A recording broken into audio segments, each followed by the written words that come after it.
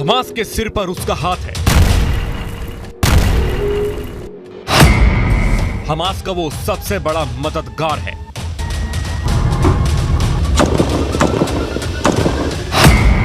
Hamas उसके हर आदेश को मानता है।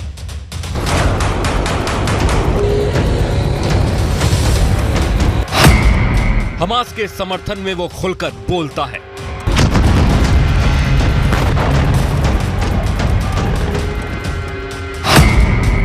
लेकिन हमास को अब उसी ने दिया है बड़ा झटका।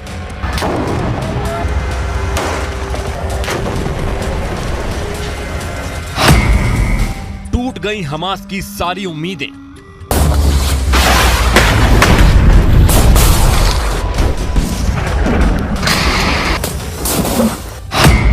युद्ध के बीच ईरान का यू टर्न।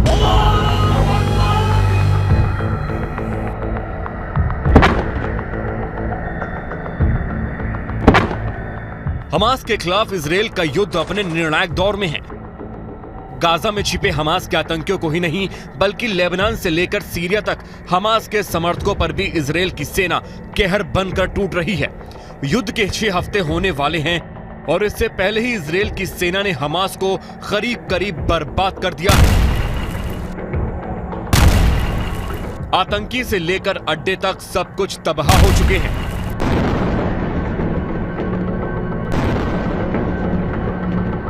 ऐसे में जो कुछ बचा है अब उसी को बचाने की जद्दोजहद में जुटा है हमास। लेकिन हमास को अपनी इस मुहिम में बड़ा झटका लगा है और वो झटका दिया है खुद हमास के सबसे बड़े हमदर्द ईरान ने। न्यूज एजेंसी रॉयटर्स के मुताबिक नवंबर के शुरुआत में हमास चीफ इस्माइल हनिया ने ईरान के supreme leader Ayatollah Ali Khamenei से मुलाकात की थी और इजराइल के खिलाफ युद्ध में साथ आने की मांग की थी। लेकिन खामनेई ने ऐसा करने से इनकार कर दिया और साफ शब्दों में कह दिया है कि वो हमास की तरफ से युद्ध में शामिल नहीं होगा।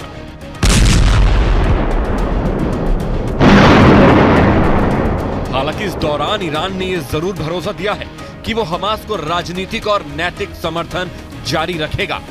लेकिन कहानी सिर्फ इतनी नहीं है।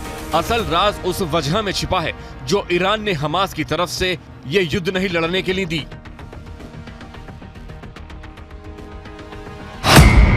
ईरान ने कहा कि हमास ने 7 अक्टूबर 2023 को इजराइल पर किए गए हमले के बारे में कोई जानकारी नहीं दी, इसलिए हमास की तरफ से ईरान युद्ध में हिस्सा नहीं लेगा। ईरान का यह बयान इसलिए भी अहम है क्योंकि इजराइल के साथ ही दुनिया के कई देश ये मानते हैं कि हमास ने ईरान के शहर पर ही ये हमला किया है और इसके लिए ईरान की तरफ उसे और उसके आतंकियों की पूरी मदद भी की गई। तो सवाल ये उठता है कि ईरान अपने इस बयान के जरिए क्या साबित करना चाहता है। तो साफ तौर पर इसकी 2 वजहें दिखी हैं। पहली ये कि ईरान को सच में इस बात का इल्म नहीं था कि हमास के आतंकी इजराइल में घुसकर आम नागरिकों का कत्लेआम करेंगे, और दूसरा ये कि हमास का साथ देने पर ईरान पर आतंकवाद का साथ देने का आरोप न लगे। इन दोनों ही वजहों के पीछे मजबूत तर्क है। पहली वजह को इसलिए सही कहा जा सकता है कि युद्ध के दौरान पकड़े गए हमास के आतंकियों ने खुद ये कबूल किया है कि उनका प्लान सिर्फ इजराइल के सैनिकों को अगवा करने का था। इजराइल में घुसकर आतंक मचाने का आदेश आखिरी मिनट में हमास चीफ की तरफ से आया। और दूसरी वजह का सही होना तो सबके सामने जग जाहिर है और इसके लिए ईरान पर दुनिया के कई देश तीखा हमला भी कर चुके हैं। वजह चाहे जो भी हो, हमास इस युद्ध में अकेला दिखाई दे रहा है। उसके बड़े बड़े आका भी छिपे फिर रहे हैं, लेकिन इजराइल के हमलों के आगे उनके छिपने के ठिकाने दिन ब दिन कम होते जा रहे हैं।